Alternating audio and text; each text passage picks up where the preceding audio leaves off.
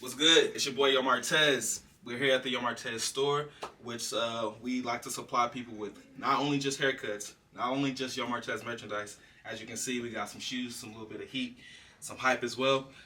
So that's just a taste of what we do here. Y'all can come check us out. We're at 1290 South Willis in Abilene, Texas. Holla at us.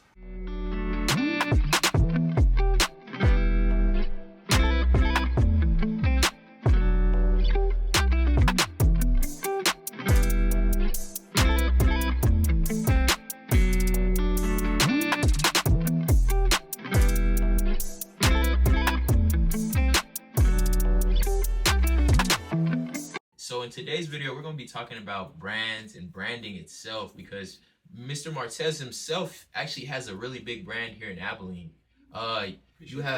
Yes sir, you actually have YoMartez, right? Yes, and sir. Could you please talk about how that started and how you came into becoming YoMartez? Okay. I'll start by saying, one, I was always YoMartez, so that was from the beginning, just because my name is actually Martez, which is also what turned into the brand. I'm a barber by career. As you can see, I'm over here cutting my boy Kingston's hair. So that was kind of the building block for me starting to brand. I ended up having a party for my birthday. I did some merchandise. Oh, let me backtrack. So what happened? I started getting better at cutting hair. So I wanted to get a logo so that I can say, hey, YoMartez cut this hair. My name on social media has always been YoMartez. Even like on my PlayStation Network, everything is YoMartez from the beginning. That's just was my whatever, you know. Some people are King somebody or, you know, Yo something else. So that's what I stuck with, YoMartez. And I decided to make a logo. That way I could brand myself to say, hey, YoMartez is the one who cut this hair, and people can kind of know who I was from there, and I can get more clientele. True. So I got somebody to create the logo for me, and then I posted the logo, and I already had a pretty big presence on social media. True. That was another thing that was important. I kind of knew the aspect of marketing myself on social media, how to utilize drama to benefit for me or to be funny and charismatic, whatever it may be. So once I pulled out that logo, I had a lot of people like punching in like, yo, you need to put that on the shirt. You need to put that on this. You need to put that on that. We love that. So that kind of sparked an idea for me of how can I take this a little bit further. True. So that was kind of the birthing of YoMartez branding as something that could be lucrative when it comes to income. Oh, okay. So as far as you barbering, were you a barber like your whole life per se, or did you just kind of fall in love with it later in life? No, definitely. So I've been barbering for about going on my 6th year now. I did not do that forever, obviously. What brought me to Abilene initially, I used to be in the Air Force. Oh, okay. So that's how I got stationed here. I'm originally from St. Louis, Missouri. My first duty station was Korea. My second duty station was here in Abilene.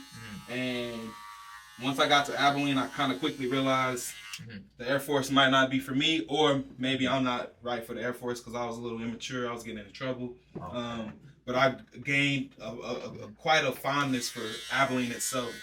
The people in the town, they were very welcoming. There was a lot of innovative people.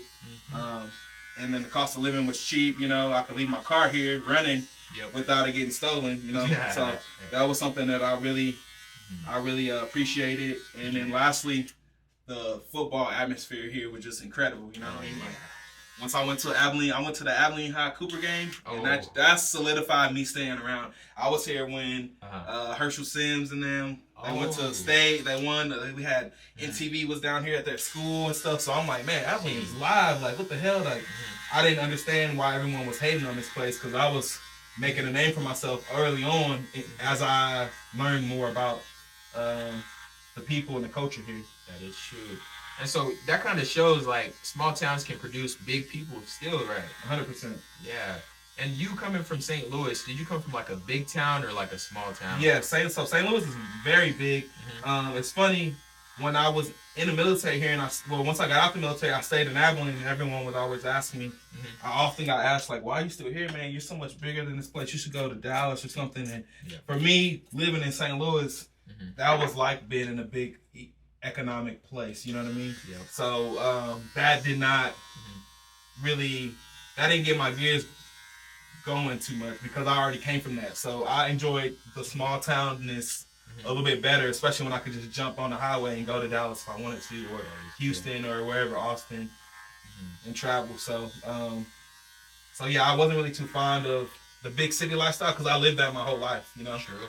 So eventually it kind of got played out a little bit. yeah, you know, I just like, you know, people, the grass ain't always greener, but sometimes it is greener. You know, I grew up with one way, so I always wanted to kind of try out something different. The small town was cool for me. Yeah. The cheap cost of living, the quieter atmosphere. You know, I remember back in the day, Abilene used to close down at like midnight, like bars and everything was closing early. And at one point, I was a bartender at Fat Boss Club, and I loved that because I could get home at like 2. You know, I couldn't be a bartender in a big city doing that. True. You'd be out till about 2 and getting home at 4 or 5. So that was something I appreciated. I like the small, close-knit unity of the town. But it is a double-edged sword, you know? Like, there could be a lot of negativity seen with that. And I think that's where I found the light. Because a lot of people think into small-mindedness. I'm thinking on the multitude, the bigger picture of what I could accomplish if I band together and use some unity. Yes, sir. Well, I remember the first time we ever talked, you did tell me a little bit more about the parties, but how did you use parties to kind of market your brand? Okay, so I kind of tapped into that when I said I got the logo built, made. Everyone was going crazy over it. And then that made, when they were giving me ideas of what I should do and what not, that gave me ideas of a starting place, you know? So it's funny, I remember when I was looking up swimsuits and people were like laughing at me like, why are you trying to look up swimsuits? But I already had it in my mind. We know sex sells, so we get pretty girls and something, they can attract more customers because guys are looking at girls and girls are looking at girls, you know what I mean? So that helped. I got a couple of items. I had a birthday party. I think it was like how old was I? Maybe like 20-something, 28th or 27th birthday. I can't remember which exact birthday it was, but at my birthday party, I had a plethora of merch. I had maybe like 150 units of merch.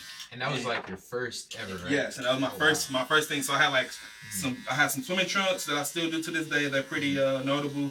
And I had like some tank tops, one black, one was white. And I think I had a t-shirt that was just black, my classic YoMartez t-shirt.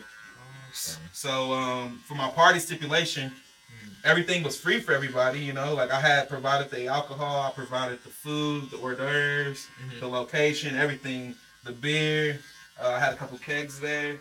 The only stipulation that if you wanted to come to the party, you could come, but you had to have something YoMartez to get in. So that was the incentive to get people to buy if they didn't already have it or support it. So everyone saw how fire the party was looking, and that made people want to be a part of it. So they bought in, and we showed out. Okay. So pretty much, one thing that I caught from what you were saying is every single person had to be wearing YoMartez, which forced every single person in the house to have your stuff on. Right. Which is extremely smart. And what's the name? You using that as a way to market your brand is extremely out of the box. How do you feel as if your out of the box thinking has helped you thus far? I think that's been a big testament to my success, our success. I say our because I have a team, you know. Some pieces have fallen off, unfortunately, but that comes with time, you know. So you just gotta adapt, overcome, and adjust, and that's what we've been doing as we push forward and do bigger and better things. But I've always been one to try to utilize my smarts. I'm a big advocate of playing chess. I think everyone should learn how to play chess because that'll teach you how to strategize and move with intention, not just move carelessly. So that was kind of some of the principles for me to live by. Okay. That is true. That is true. And as far as you playing chess, how long have you been playing chess? Honestly, someone asked me who taught me how to play chess, and I can't even remember. So I've known how to play chess since I was a kid. And I love it, man. It's so fun to compete and to learn. I'm not afraid to fail.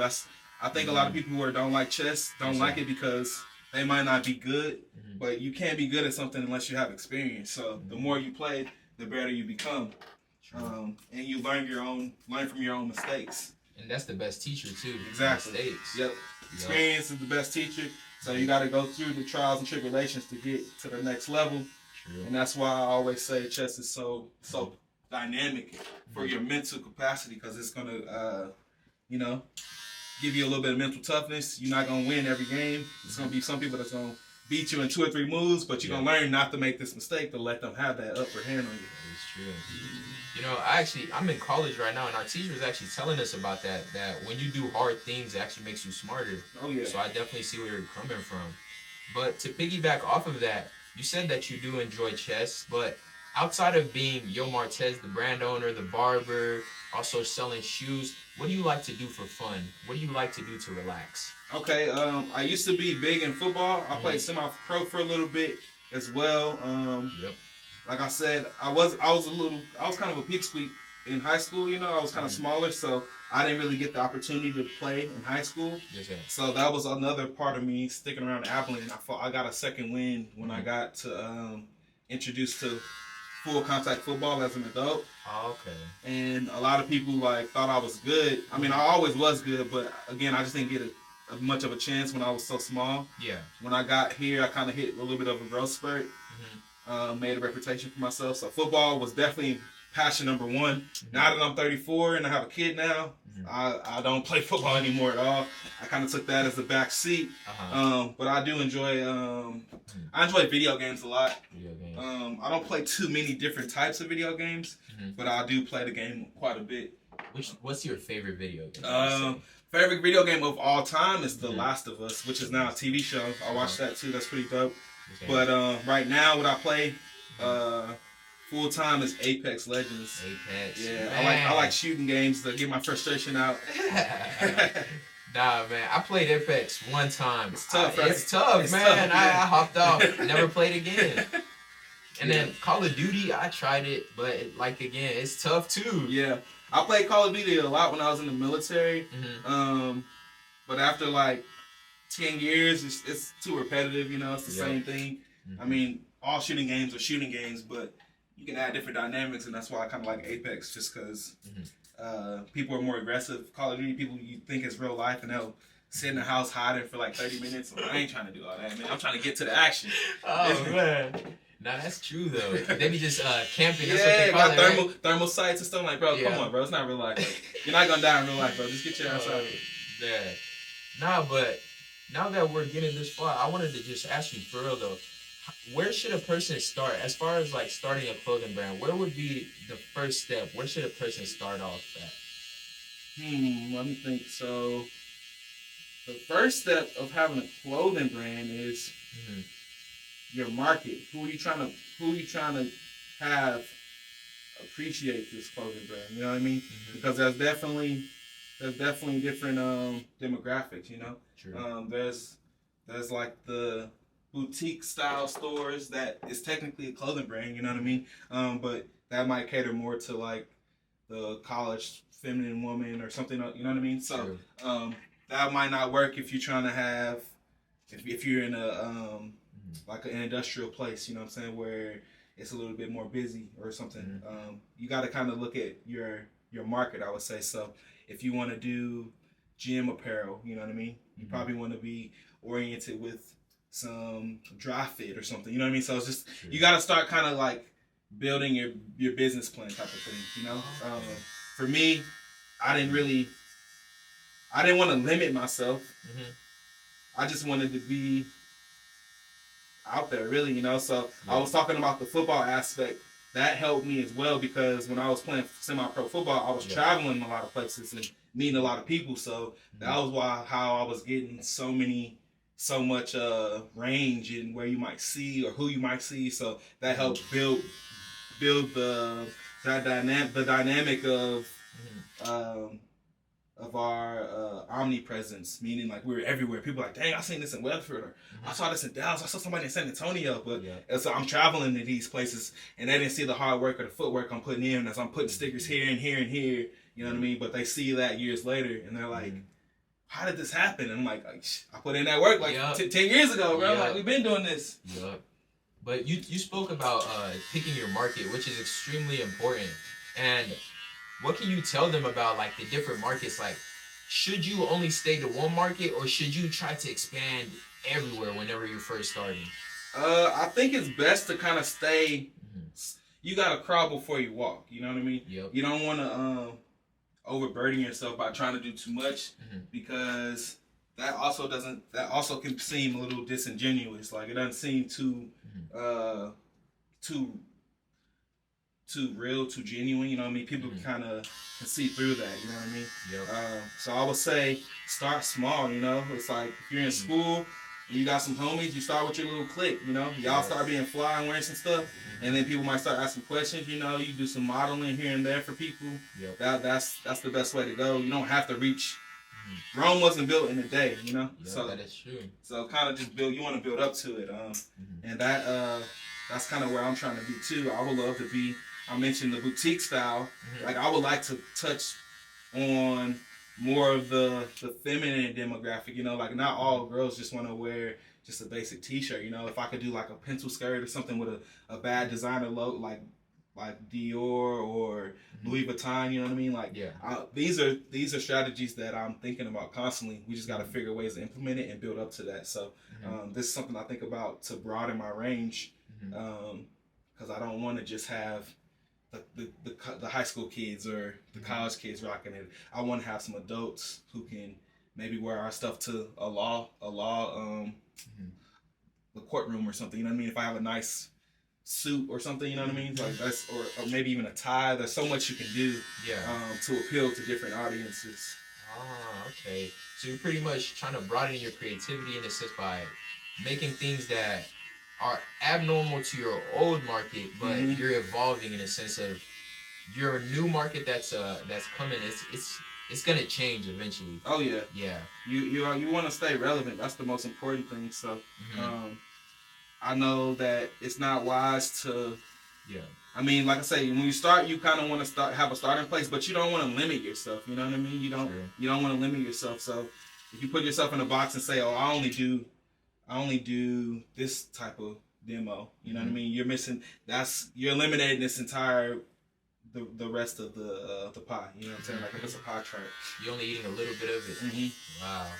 What do you think are some ways that people can market their clothing brand? Because with social media blowing up nowadays, you know, it's starting to get easy to market it. But what are some of the ways like people could utilize social media to help grow their brand?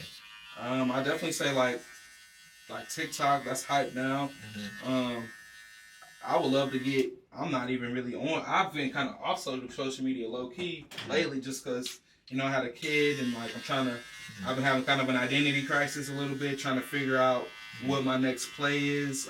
But social media has been a huge aspect. Yeah. I can just talk about what I've done, not what I would tell other people to do. Yeah. From the beginning, I told you I was kind of savvy with the Instagram was my big platform.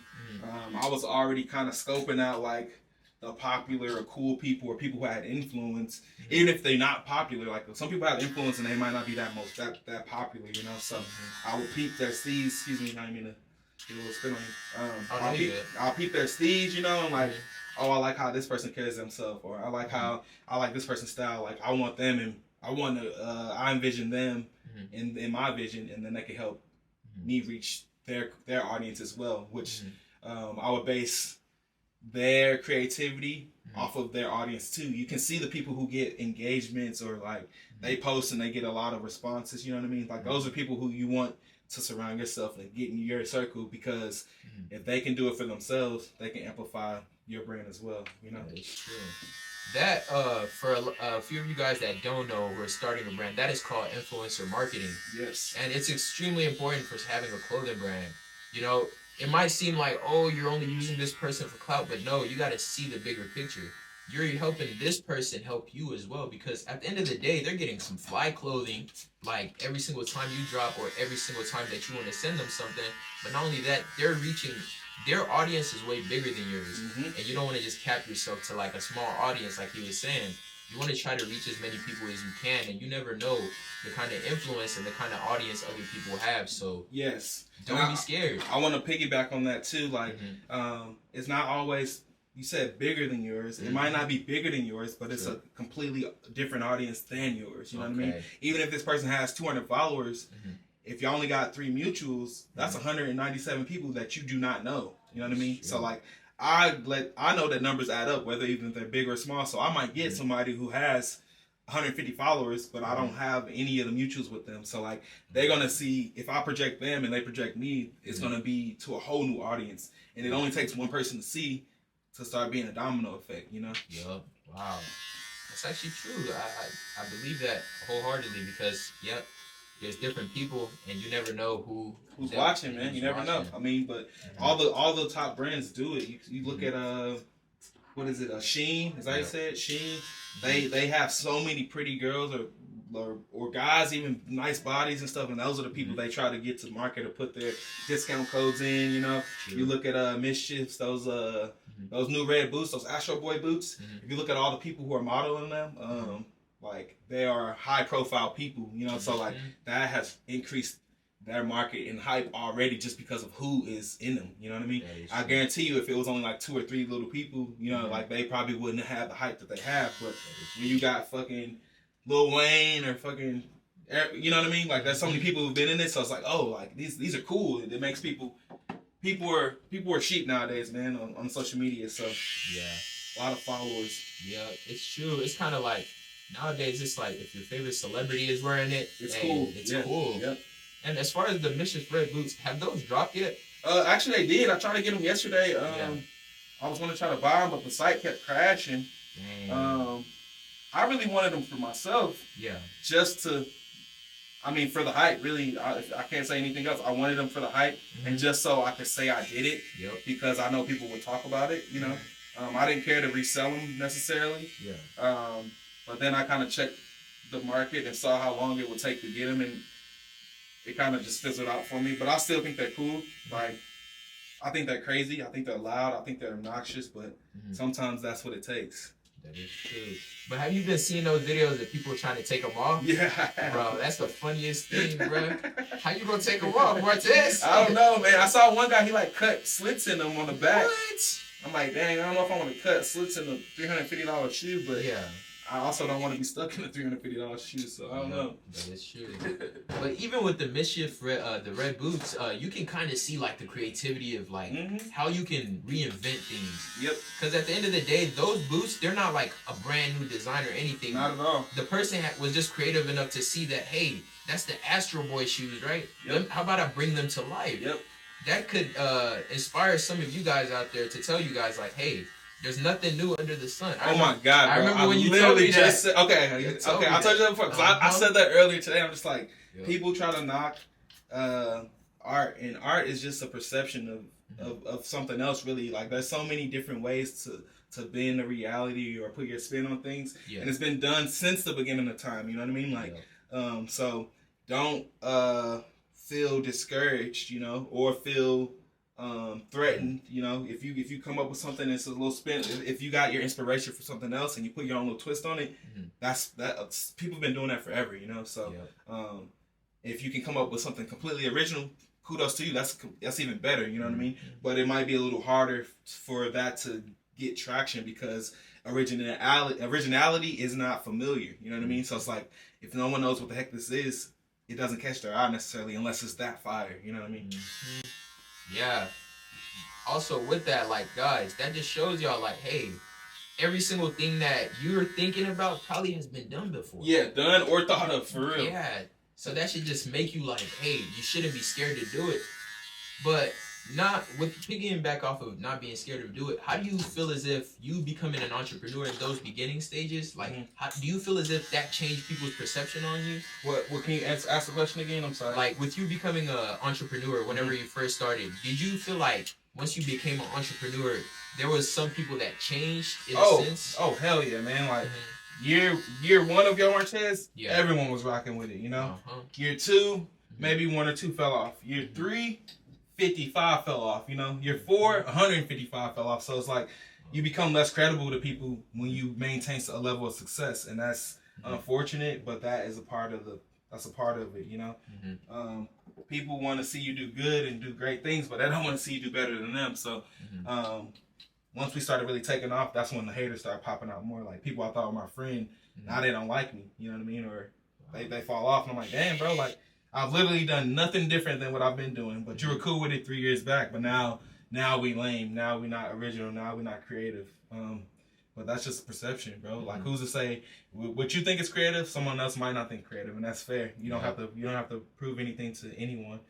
If you got people supporting you, be blessed that they support you and rock with them. You don't have to have everyone's support. If you got a good amount of support, then you're doing something right. If you got a good amount of hate, you're doing something better, you know?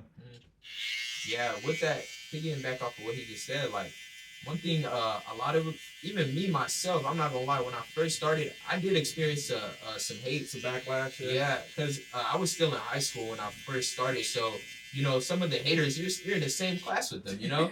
So you're hearing the people snickering in the back, like, bro, oh, like, when you gonna drop that? Is that V-Load? Is that, like, you know, but one thing that I had to learn was you gotta let your haters be your motivators, and that's true.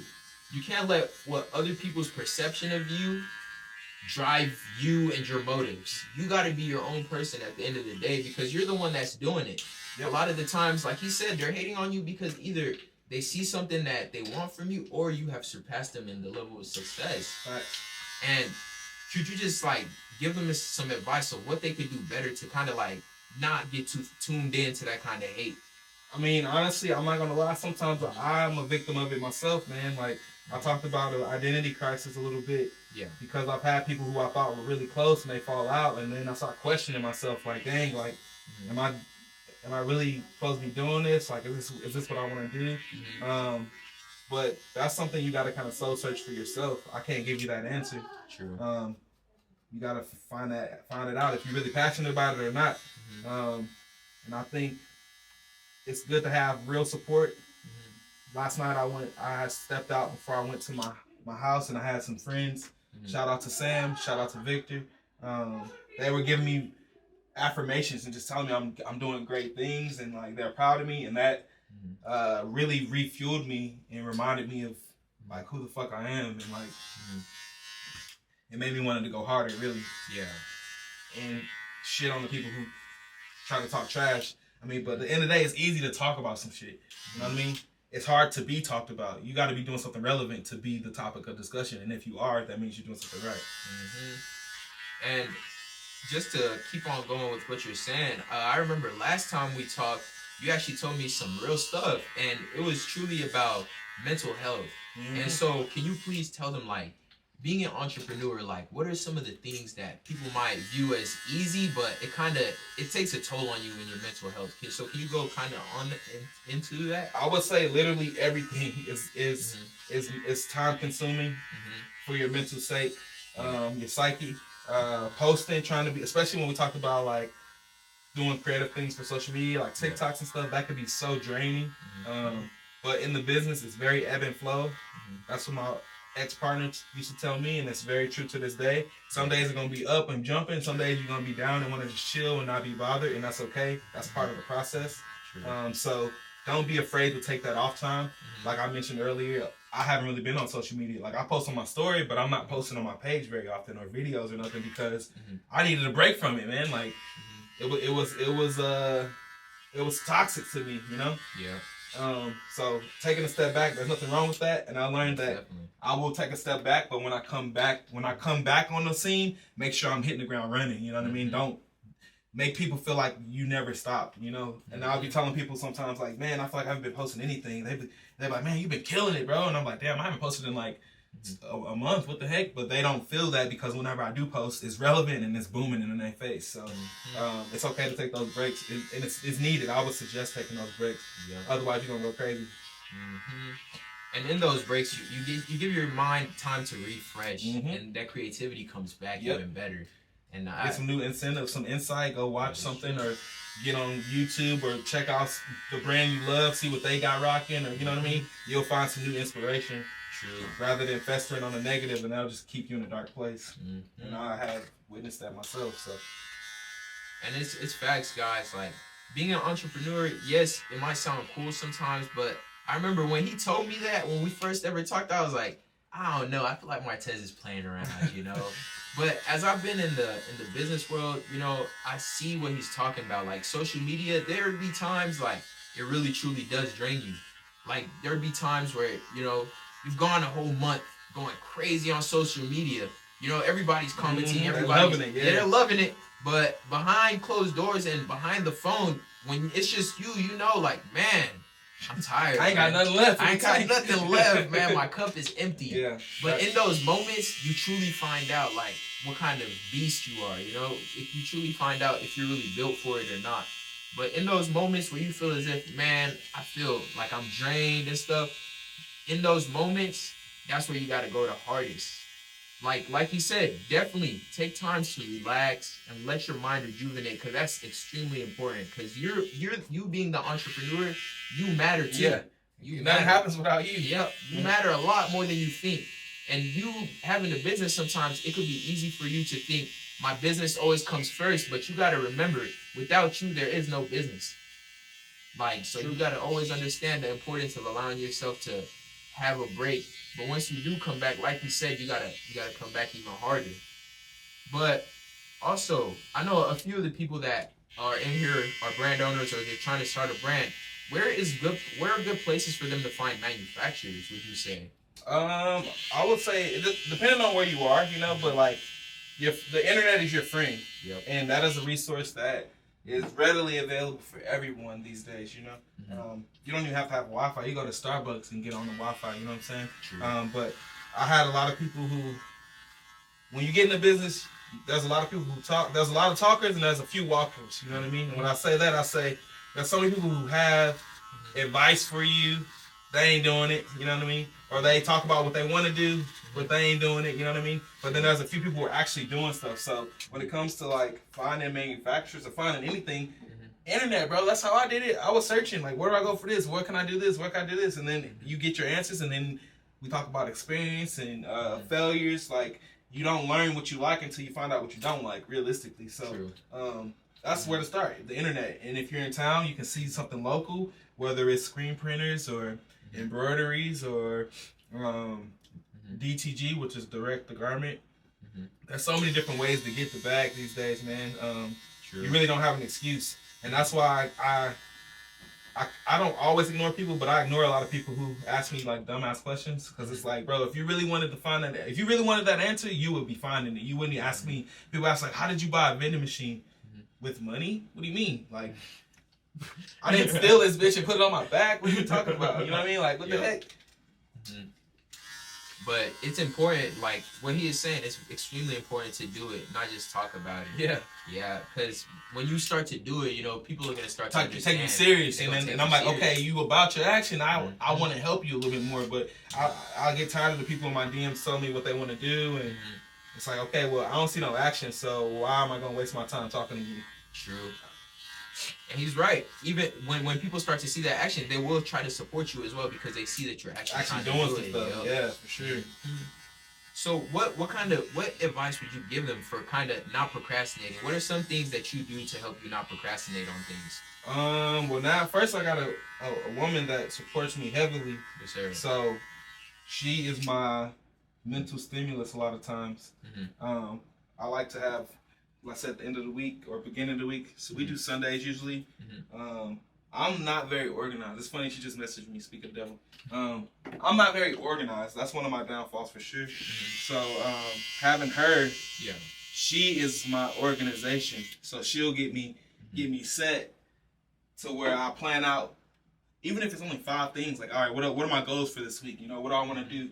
I want to drop this shirt. I want to get this design done. I want to do 20 haircuts, and I want to make $500 at this pop-up. You know what I mean? So then by the time the week's end, I can check this checklist and see what I've accomplished, and that'll make me feel better and peace of mind and not so stressed out like I didn't accomplish anything. When I look back, I'm like, dang, I did 5 out of 5. Like, I'm good. I'm on par to what I'll be, on pace to where I want to be. So that gives me a little bit of ease to not feel too down on myself, because for me, I'm a perfectionist and a overachiever. So there'll be times I feel like I'm not doing anything. Like I said, I'll be like, man, even if people giving me flowers. I'm like, man, I got to do more. Like, this ain't enough, you know? So I always want to accomplish more.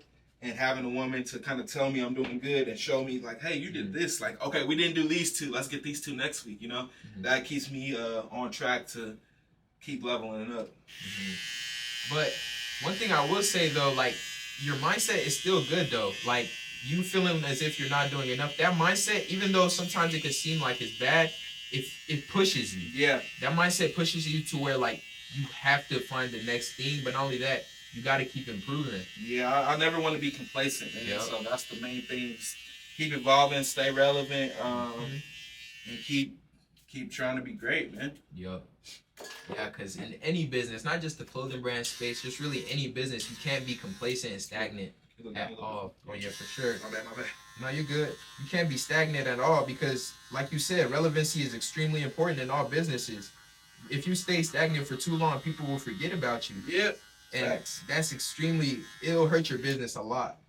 And just continuing off of that, you know, what were some things that you did? You know, you mentioned pop-up shops. How can people utilize those to grow their brand? So I don't do it as much in town just because we are pretty established, you know. Yeah. I still do it, but I pick and choose what I do, which ones I go to.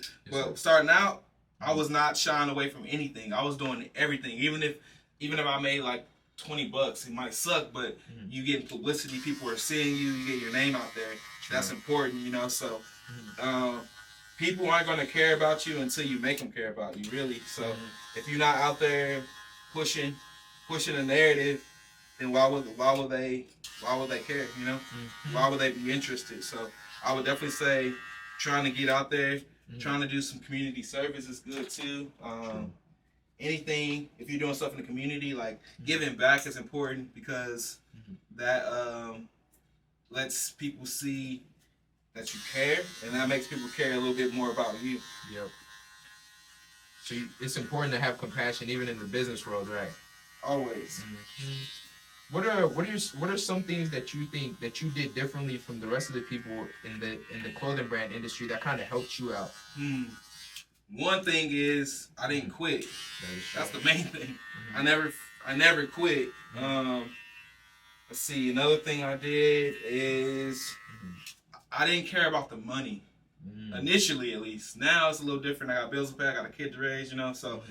Finances are important, but at the beginning, I did not care about money. I cared about the quality. I wanted it to be like the best I could do. I didn't care if I spent thousands of dollars on it. I wanted to get it done this way. You know what I mean? And I was a stickler for getting it done this way because this is how I want to do it. And they're like, hey, this could be cheaper. And I'm like, I don't want cheaper. I want better. You know what I mean?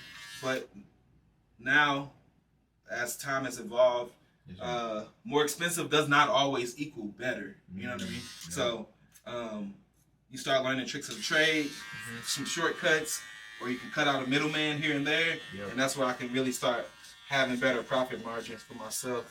True. Yeah. What's up, my boy? Yeah. And do you feel as if, what's the name? In the beginning, when you didn't focus on the money, do you feel as if that hurted you, or did that help you to excel? I would say it helped me because look at where we are now, you know. I don't think it did anything bad.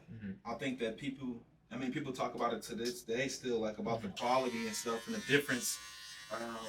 So I think that was essential, really. Everybody doesn't have the luxury to not care about money. I know that. But that was just for me, especially when I was when I was building this brand, I was playing football. Hello. I was playing football. I was doing all this other stuff. So it's like I wasn't trying to make a quick buck. I was trying to make something that people could have for a longevity. You know what I mean? Yes, sir. And what's the name? Just to keep on going with the longevity, could you tell them a little bit like whenever you started this, right? You never had a short-term plan. This has always been a legacy to you, right? Oh yeah. I feel like from the beginning, I wanted to do it until I couldn't do it anymore. You know? Sir. Like I said, it wasn't just some quick get-rich scheme. I wasn't just trying to get money. I wanted something that'll last, and I wanted people to respect the craft, really. Yes, sir. And look at the impact that you have made in the city. It's crazy to think when you first got here, you were just coming over here because you seen like, hey, the football game is going crazy right now, right? Yeah. But look at, could you kind of speak about like how, God used, you went through a lot of things, every single person goes through all different kinds of experiences. What do you think the things that you went through in the past, do you feel as if those things helped you to become the person that you are? I think so. Yeah, man. Everything you do in life molds you. Like I said, I pretty much almost got kicked out of the military, and I'll tell that story because that's my testimony. I'm not afraid to talk about that. That's led me to where I am now, and I don't regret it. I wouldn't change anything in the world.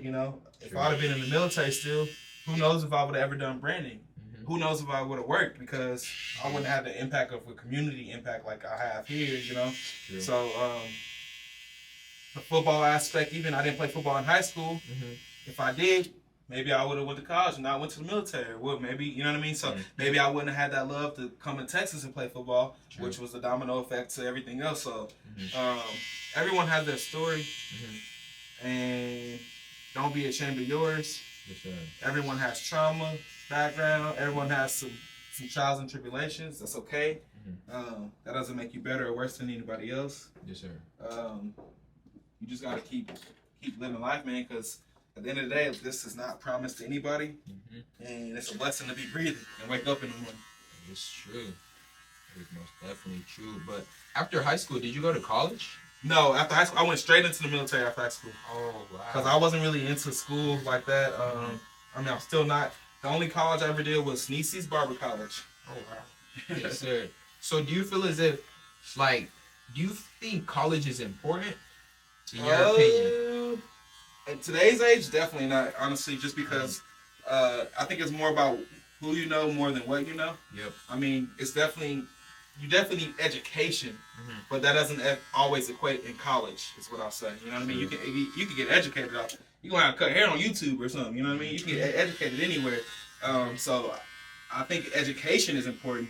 College, not so much, because I know there's people who go through years of hardship to get that paper, and then they go get a job, or they can't get a job in the career field that they mastered in. You know what I mean? So more or less people who are in college and get their degrees and yada yada yada, and they make less money than people who dropped out. Look at Mark Zuckerberg or whatever. Yep.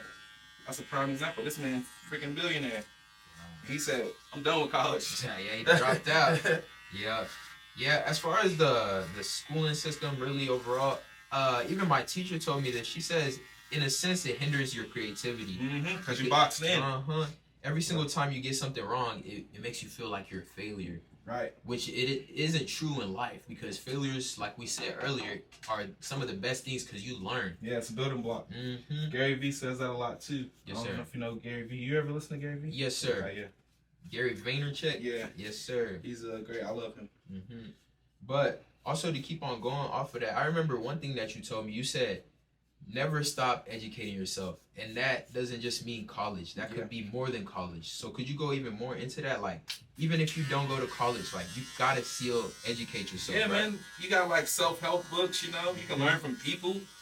A lot of people look down on certain folks if they're doing better than them in life, or vice versa, So I feel like you can always learn from anybody, So don't, I mentioned about small numbers adding up. It's the same thing. You can learn something from someone who might not be in the best position compared to you.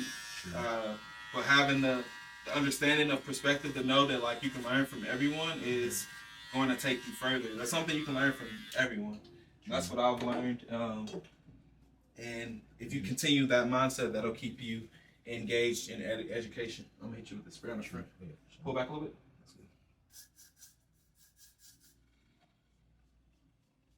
Yes, sir. But just to keep on going with just education in school, do you have at least one teacher that had an impact in your life, you feel as if? Oh, dang, that's a good question. Okay, first of all, I'm old, so I'm trying to think of my teachers. It's been a while since I've been in school.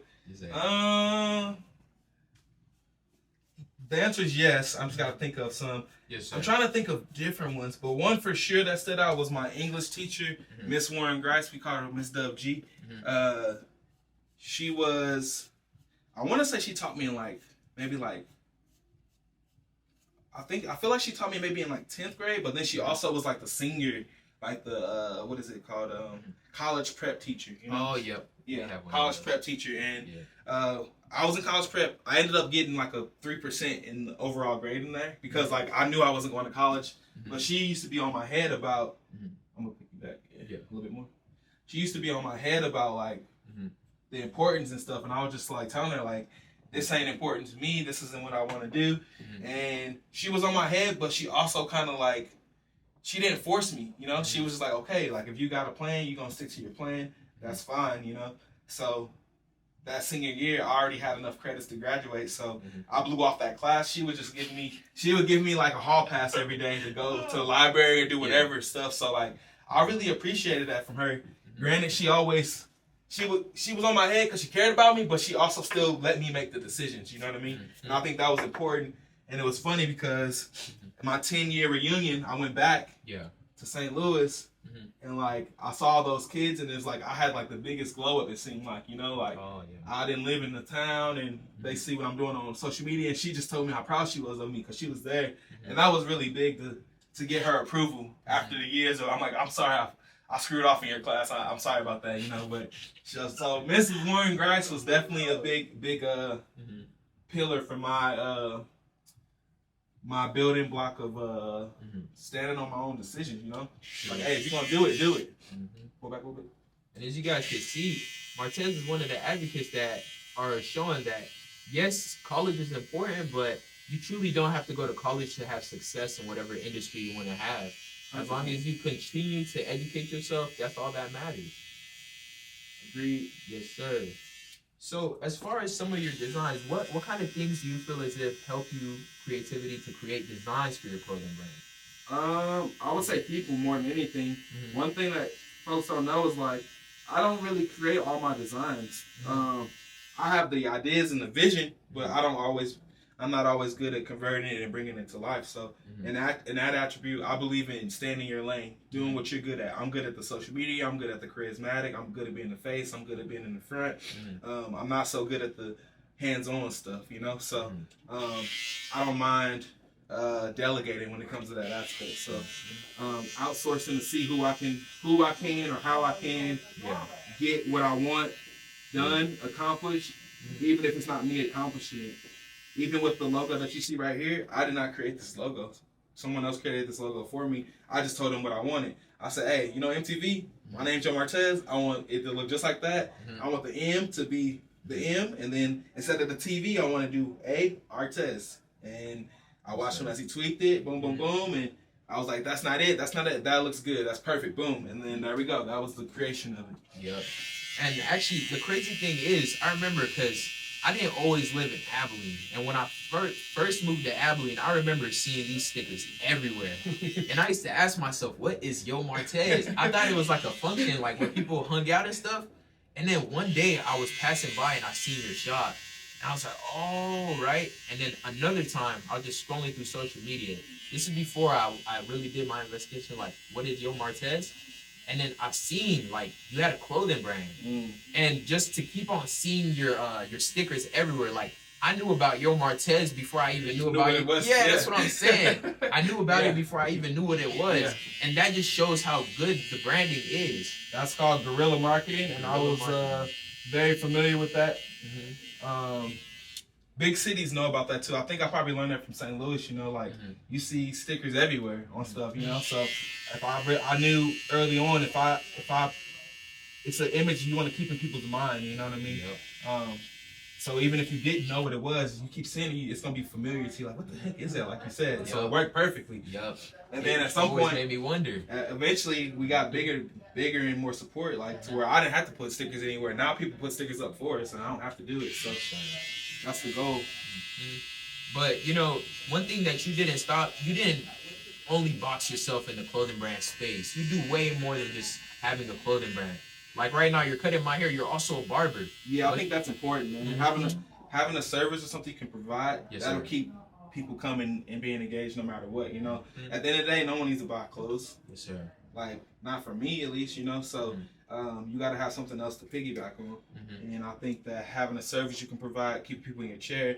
I can get to constantly meet people. I have returning customers. I have new customers, and then you can kind of tap in other stuff like, hey, we got shoes over here. You want to check these out? Or, oh, we got clothes over here too. You know, I'm doing this out of the getting it out the mud. Like, hey, I embroider right here. You want to see how we do this? You know what I mean? So people see that and they respect that. So that makes it easier to transition to becoming a supporter. Because I'm not the best at always selling my product. Because at the end of the day, like I said, I don't want to force it on you. You want it, cool. You think it's lame, cool. I don't really care. You know, because there's people who don't, and there's people who do want to support. You know. And also with the shoes, how did you come about on having not only a clothing brand but selling shoes too?